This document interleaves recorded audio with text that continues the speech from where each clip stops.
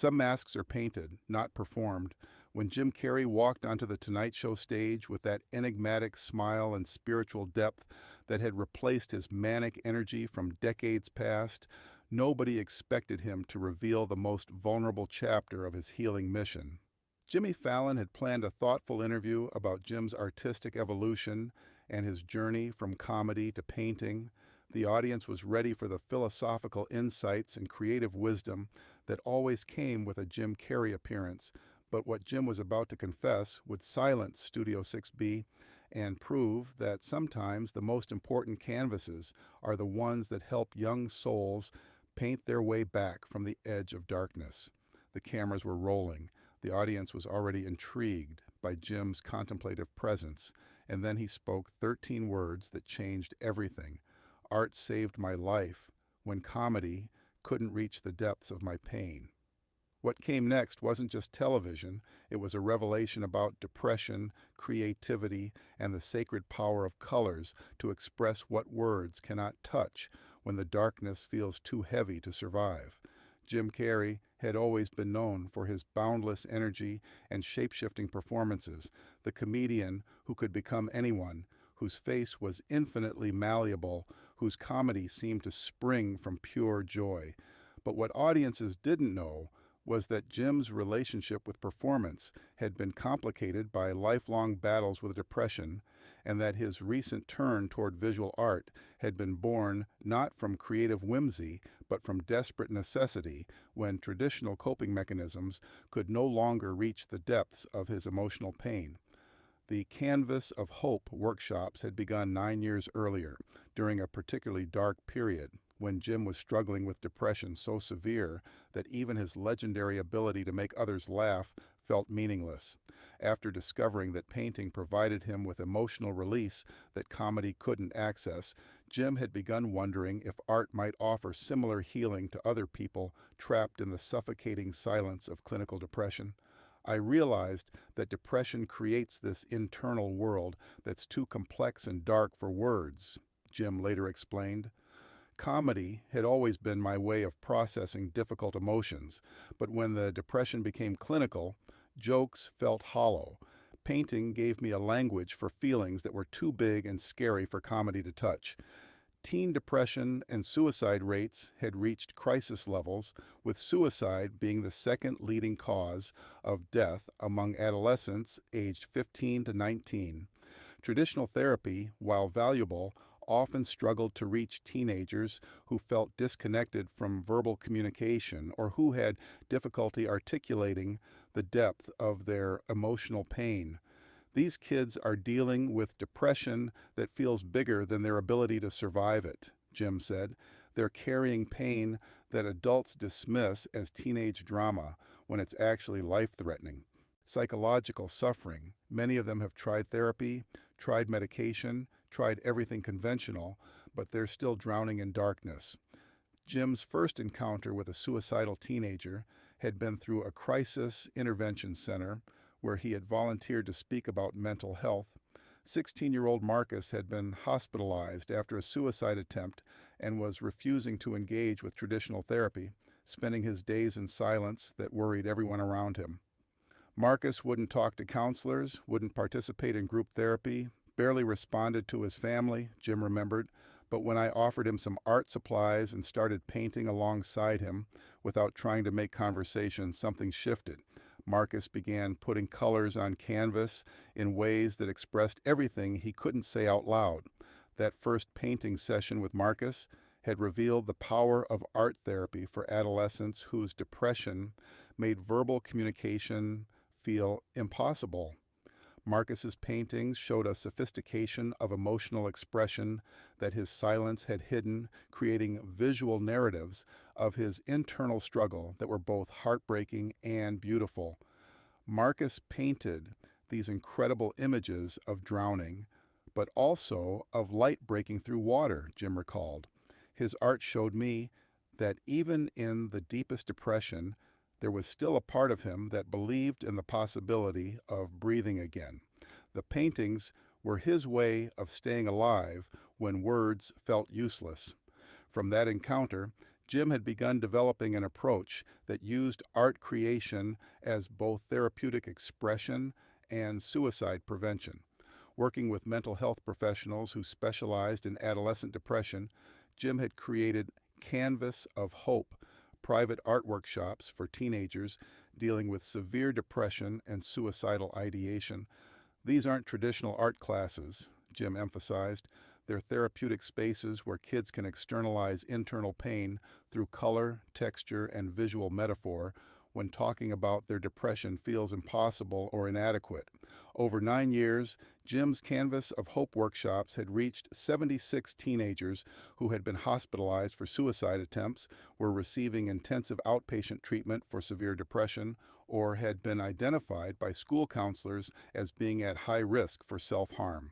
I work with kids who've tried everything else, Jim explained, therapy, medication, hospitalization, but they're still struggling to find reasons to stay alive. Art becomes this alternative language for expressing and processing emotions that are too overwhelming for traditional communication.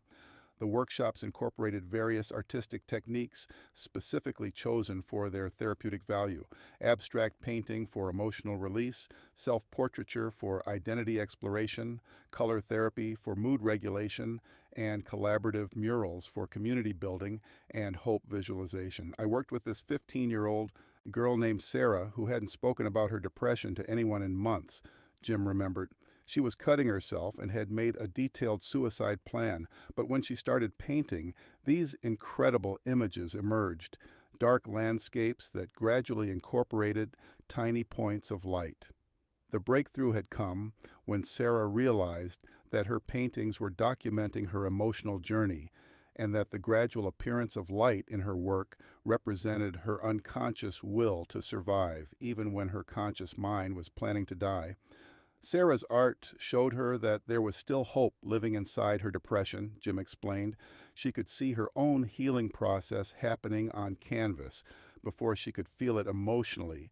The paintings became proof that her darkness wasn't permanent, that something in her was still fighting for life. The approach worked because it allowed teenagers to express suicidal thoughts and feelings without the fear that comes with verbal disclosure, while also creating tangible evidence of their emotional complexity and creative potential that could serve as reasons for living. When a suicidal teenager creates something beautiful, it challenges their belief that they're worthless, Jim said. The art becomes evidence that they have something unique to contribute to the world, that their perspective has value even when their pain feels unbearable. The most profound transformations happened when teenagers realized that their depression, while painful, also gave them access to emotional depths that could be translated into powerful artistic expression. There was this 17-year-old boy, Alex, who came to me after 3 suicide attempts, Jim shared with obvious emotion. Alex felt like his depression made him broken, defective, a burden on everyone who loved him. Through our work together, Alex discovered that his depression had also made him incredibly empathetic and emotionally intelligent. Alex's paintings explored themes of suffering and redemption with a maturity that impressed professional art therapists. His work became not just personal healing, but a way to help other depressed teenagers feel less alone in their struggles. Alex is now in college studying art therapy, Jim said with pride. He wants to use his experience with depression and art to help other suicidal teenagers discover that their pain can become their purpose, that their darkness can create light for others walking the same path. Several participants who had completed Jim's workshops had not only survived their suicidal crises, but had gone on to pursue careers in mental health, art therapy, or suicide prevention, using their lived experience to help others navigate similar struggles. Tonight's appearance on The Tonight Show was supposed to focus on Jim's latest art exhibition, which featured paintings exploring themes of transformation, spiritual awakening, and finding meaning in suffering. Jimmy had planned to discuss Jim's evolution from comedy to visual art, maybe explore his philosophical approach to creativity, definitely tap into the wisdom that came from someone who had publicly wrestled with fame, purpose and mental health. The interview had started with Jim's characteristic thoughtfulness and depth. He had shared insights about his artistic process, discussed his spiritual journey, and demonstrated the profound introspection that had replaced his earlier manic performance style. But when Jimmy asked about how art had changed Jim's relationship with his own mental health and whether he'd discovered ways to help others through creative expression, something shifted in Jim's demeanor. The question had been meant to explore his personal transformation, but it had touched on something much more sacred that Jim had been considering sharing publicly for the first time. "You know, Jimmy," Jim said, his voice taking on unusual vulnerability, "art didn't just save my life when comedy couldn't reach my depression. It taught me that creativity could be medicine for other people who were drowning in the same darkness I had survived." The audience grew quieter, sensing that Jim was moving into territory that was more personal than his usual spiritual discussions. "It sounds like you've used that discovery to help others," Jimmy said with genuine interest. Jim was quiet for a long moment, his characteristic intensity taking on deeper emotional weight. "For 9 years, I've been teaching art to teenagers who are so depressed they're planning to kill themselves. Kids who've tried therapy, tried medication, tried everything conventional, but are still looking for reasons to stay alive." The studio fell completely silent. This was an extraordinarily vulnerable and unexpected revelation. "Jim, you're working directly with suicidal teenagers?" Jimmy asked softly. Jim's eyes filled with tears, a sight that was particularly powerful coming from someone who had spent decades hiding pain behind laughter. "I'm creating spaces where kids can express feelings too dark and complex for words, using colors and canvas to externalize depression that feels too big to survive." The audience was completely silent now, witnessing a side of Jim Carrey that transcended both his comedy and his art, the raw humanity of someone who had transformed his own mental health struggles into healing for others facing the same life-threatening darkness. "Jimmy, can I tell you about something that's taught me more about the purpose of creativity than my entire career?" Jim asked, his voice growing stronger despite his tears. "Please," Jimmy replied, clearly understanding that something profound was being shared. Jim took a deep breath and spoke directly to the camera. "I run art workshops called Canvas of Hope for teenagers with severe depression. 76 kids over 9 years who were planning suicide, helping them discover that their pain can become their art, and their art can become their reason to live." Jimmy's expression changed completely as he grasped what Jim was describing. "You're using art to prevent teen suicide?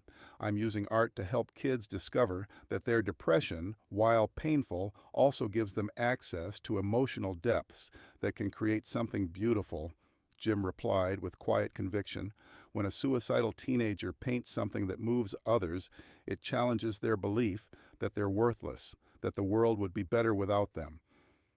Tears were streaming down Jimmy's face. "Can you tell us about one of these teenagers?" "Marcus was my first," Jim said, his voice becoming tender. 16, hospitalized after a suicide attempt, refusing to speak to anyone. But when I gave him paint and canvas, these incredible images emerged, visual narratives of drowning and breathing, darkness and light fighting for space in the same frame." Jim paused, gathering himself to continue. "Marcus's paintings showed me that even in the deepest depression, there was still a part of him reaching toward life. The art became his way of staying alive when words felt meaningless." "What happened to Marcus?" Jimmy asked through his tears. "Marcus is now 25 and working as an art therapist," Jim said with obvious relief. "He specializes in suicide prevention and uses his own artwork to show other depressed teenagers that their pain can become their purpose, that their darkness can create light for others." The audience was openly emotional, many people crying as they witnessed this revelation about Jim's private work saving young lives through creative expression.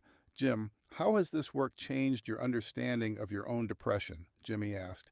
"It's taught me that depression isn't just something to survive. It can be something to transform, Jim replied with hard-won wisdom. These kids showed me that our deepest pain often contains our greatest gifts, that the same sensitivity that makes us vulnerable to depression also makes us capable of creating beauty that heals others. As the segment concluded, something unprecedented happened. The entire studio audience sat in profound silence for nearly a minute before erupting in sustained applause that wasn't celebration, but recognition, acknowledgement that they had witnessed art transformed into life-saving medicine. Jim's revelation became one of the most impactful Tonight Show segments in the program's history, sparking national conversations about teen depression, suicide prevention, and the therapeutic power of creative expression. Most importantly, Jim's disclosure had shown that sometimes the most important performances happen not on stages or screens, but in art studios where young souls learn that their pain can become their palette, their darkness can become their canvas, and their survival can become their masterpiece.